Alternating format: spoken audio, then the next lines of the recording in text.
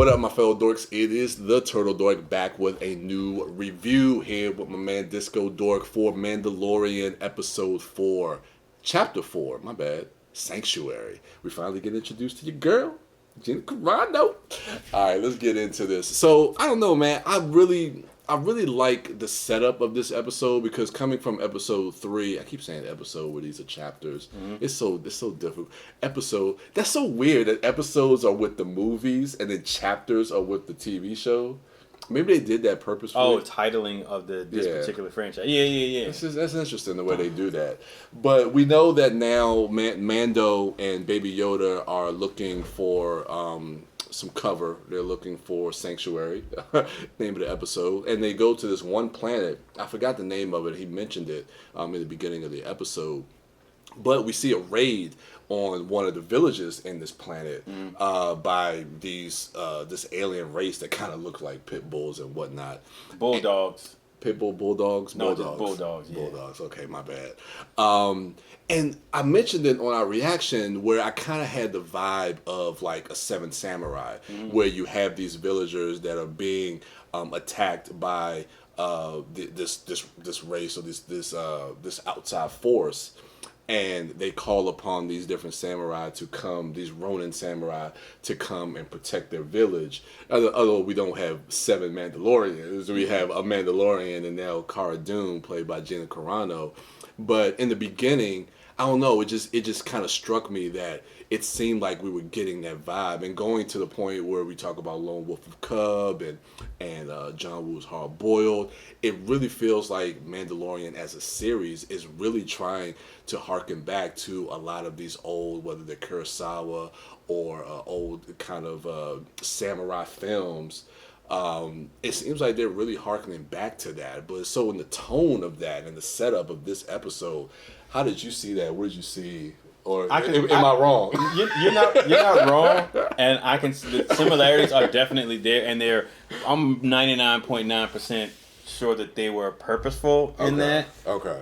But at the end of the day, as much as I love Seven Samurai, which was my favorite movie until Mad Max Fury Road came out, so that was my favorite film of all time. As much as I can appreciate the homage in that, just for me, because I've seen that setup used countless times in other movies. So for me, it's not. It takes away. It's just a lack of originality that doesn't. I don't prefer that. Like I would prefer just you have a brand new opportunity to continue a narrative in a unique fashion. Like I would rather see that. Like I get it that a lot of so the thing like the influences like with Hard Boiled, that was in a particular shot or a setup. I was gonna ask you about that but do you see differently like with like some of the homages that you see to like Lone Wolf and Cub as opposed to like just with this particular episode with the Seven Samurai? Like do you feel like this particular episode, it felt like it was a little bit heavy-handed or forced? It felt more derivative than with the Lone Wolf and Cub stuff. To me, it feels more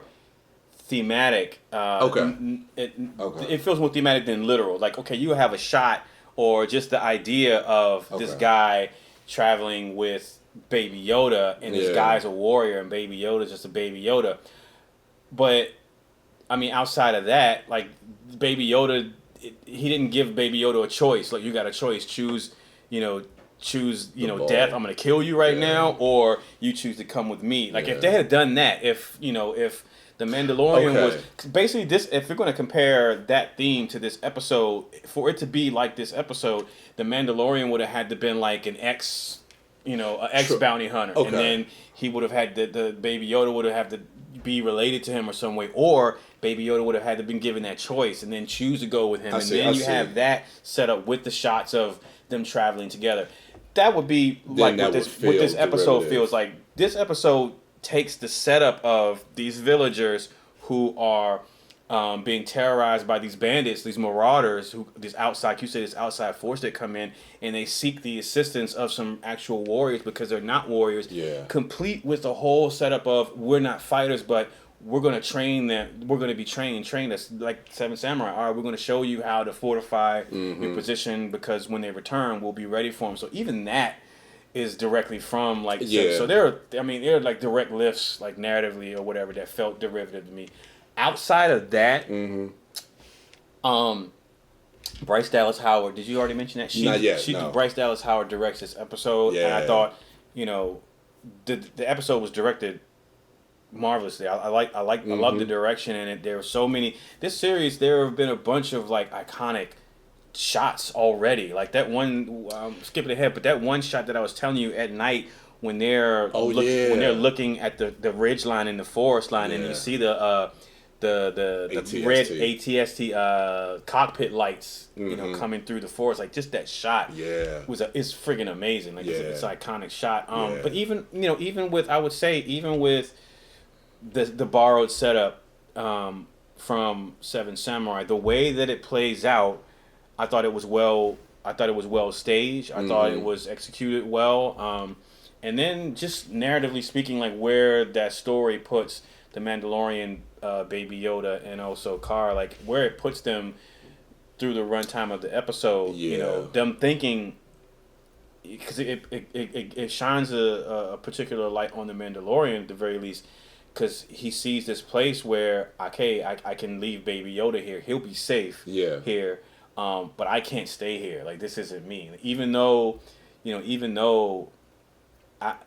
there's people here who are welcoming, even though this is a peaceful place before the friggin' of a dude that's tracking him shows up. But even though like it was a place that at that point had offered him sanctuary and a life of peace and tranquility, that isn't who he is. That's not his life. And I don't know. I thought that was pretty interesting. Yeah, and I guess we can segue into that because I do want to talk a little bit about the Mandalorian and his character and where he is when he comes to this village, because he starts to kind of build, and I'm not going to say romantic relationship, but a bit of a connection with one of the villagers who has a young daughter, and you can almost kind of see the connection with. In the beginning of the episode, I was thinking maybe, looking at that mother-daughter, maybe that reminded him of his parents and, giving him a reason why he wanted to maybe try to protect them. But as the episode kind of went along, and we also get to learn a little bit about when he takes his helmet off and the last time he took his helmet off in front of other people, and what it means that if he does take his helmet off, and what that means as far as him being a Mandalorian and being able to carry on that mantle. So I like getting these little bits of information that still fleshes out his character a little bit more. And you get to see, like you were saying, even with the helmet on, you get to see a little bit more of his humanity. And even how you start to, not pun intended, like kind of try to break through that armor a little bit, or with that one villager where she almost takes his helmet off because she does give him the option of wanting to stay. And you could see maybe he is considering it, but he knows that that's not the best choice for him. And of course, when that one bounty comes and Kara takes him down, he knows, well, he can't leave Baby Yoda there anyway. But all of that, as far as just with Mando in particular, and where his character is and what we learn about him, like what did you take away from anything that you didn't know about him thus far? Well, it confirmed, because like the show never up until this point, the show always stated that they never take their helmet off. Me personally, I was like, all right, he has to take his helmet off at some point. How do you eat? Either to eat or to put like the clothes, take his clothes off and put his clothes on, or to clean himself, or like whatever. Like he has not had that helmet on since he was a kid. But then of course they verbalized in here that you just don't take it off in front of other people. Yeah. So there was that. It was a confirmation of what I suspected. Yeah. As far as the relationship with that woman, I guess I can see what you're saying. As far as like some sort of connection, but for me, I didn't. I can see the show trying to do that, but me personally, like I didn't really buy it because it seemed like it was one-sided. From her side. From her side, not from his side. And also, I don't know. I think because this episode was this another half-hour episode? Like I think this was like 41 minutes. So this is the longest so far, but still not an hour. It's like Yeah. 41 minutes. So for me, I could feel length? the trunk. No, not the length. But I could feel the shortness of it in that Okay. you're trying to retell like the samurai sword, seven samurai esque narrative tale, all right, or you're trying to use that framing, which would include, all right, well, the bandits are coming, you don't know how to fight, so we got to train you so that when they come, you can hold your own, but also establish some sort of connection between this woman and Mando, where it felt like, I'm not sure like how much time had passed, firstly like with the training of the people, because it seemed like they trained them that day and they came like that night, which I know. It don't, I don't buy it. I'm sorry. I get it. I'm not gonna ding it, ding the episode for it, but miss me with that one. But then also like with how long he's there, and for her to have this type of connection, like she genuinely doesn't know this guy, like, and yeah, she can be respectful of him and towards him and grateful because of the service that he's providing. It's a big deal. Like, not only is he saving her and her daughter, but the villagers and their history and their way of life there. So I get that. Yeah. But as far as some type of like romantic connection or something like personal connection, I didn't really get that. And if I did, like I say, I felt like it was one-sided. Okay. And maybe it was supposed to be that way, and it would make sense because the Mandalorian is more about his particular way of life. And that's why he tells her, I can't stay here. Yeah. So I would get that. But if they were trying to go for him feeling something as well, or struggling to feel something, or being conflicted in that, I didn't see that. But that would be my own. Those would be my only. Okay. Not really. Yeah, I'm only complaints about the particular episode. I mean, we've been waiting for her to arrive in the series, and she finally makes her debut in episode 4, chapter 4. My bad, y'all. Gina Carano, Cara Dune. So we've been waiting to see what the dynamic was going to be between her and Mando and how she was going to play into the series. And the way this episode plays out, it almost feels like it's a one and done. But I think prior to the show airing, I did see clips of her in some other kind of action sequences. So I got a feeling that we will see her again. And even with the way the show ended, it seems like she's going to have kind of like that kind of cinematic arrival. Like she'll come like when Mando is like in dire need, and then she's just going to kind of pop in there somewhere. So I got a feeling we'll see that, or it's going to come down to the wire, and he's going to have a plan. And he's going to need I need some help. I know just who to call. Yeah. But I like the introduction, and we know that she is like a former Imperial Guard, Imperial trooper. Yeah, and so now I think she's. I don't know everything about her character. I need to probably go back and rewatch the episode again.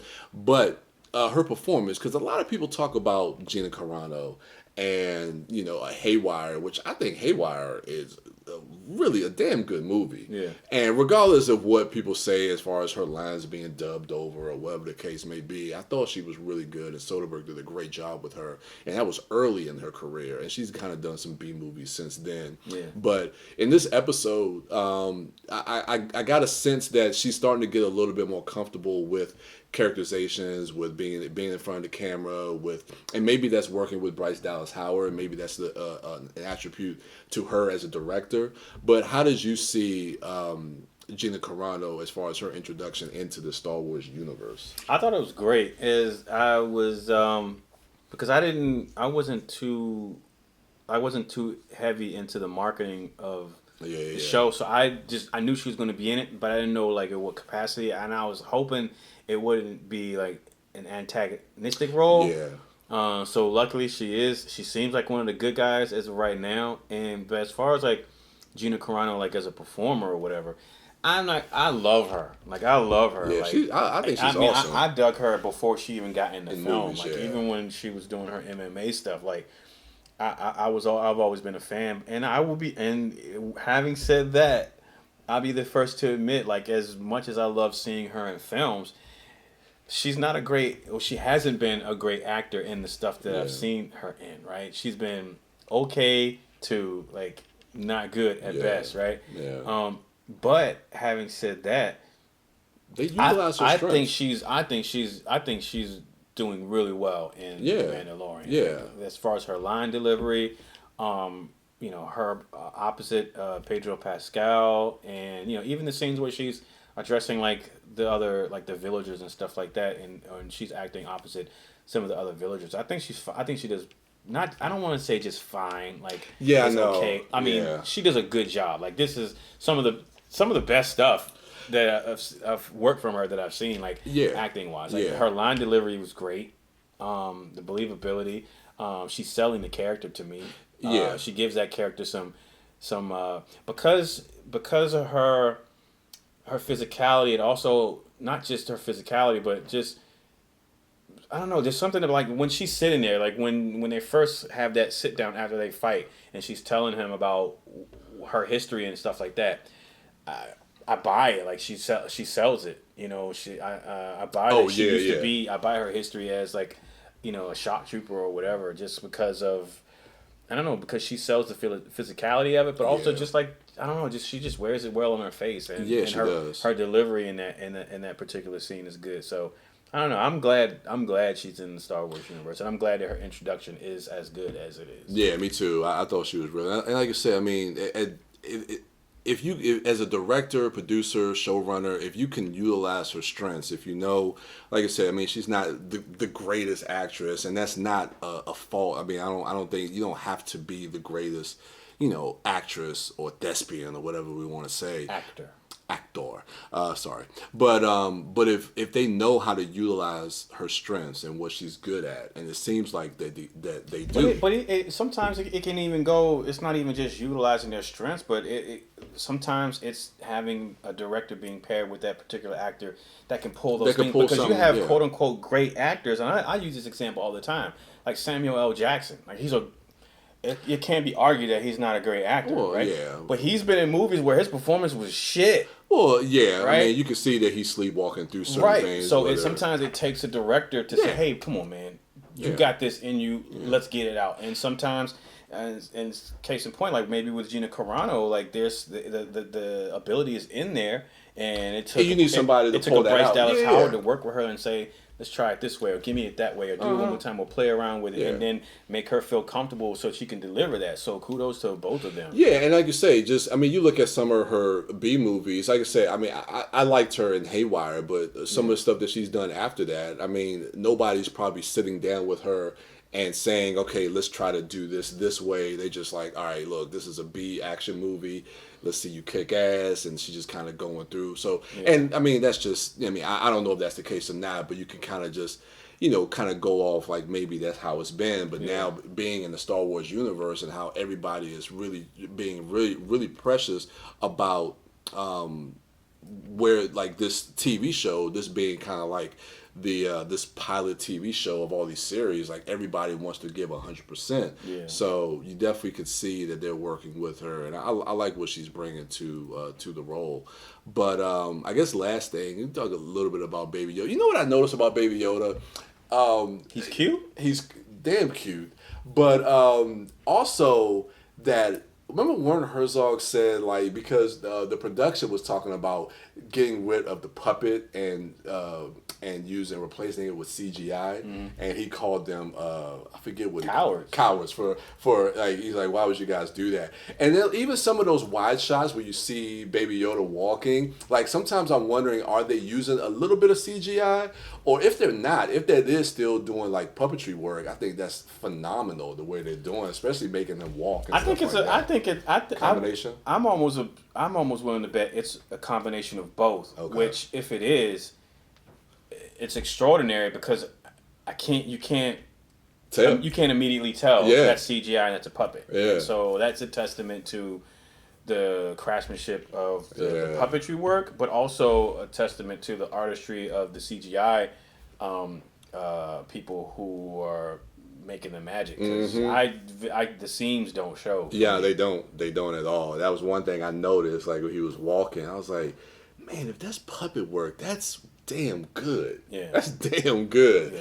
And if it's CGI, then they're mimicking puppetry, the movements and stuff exceptionally well too. So this is another strong episode. So looking forward. So we're at the halfway point now. So we have this was episode 4 out of 8. So I think directors we have left is Filoni, Deborah Chow, and Famuyiwa are directing their second episode. Isn't Taika Waititi doing? And Taika's doing the season finale. Oh, okay. So those are the last 4. So I'm interested to see what the directors who we saw in the first half, what they're going to bring to the second half of the series. Still haven't seen Giancarlo Esposito. Oh yeah. I think he's going to be an antagonist, somebody that's probably chasing down Mando. So there's still a lot more that we haven't seen from stuff that we saw in some of the previous trailers.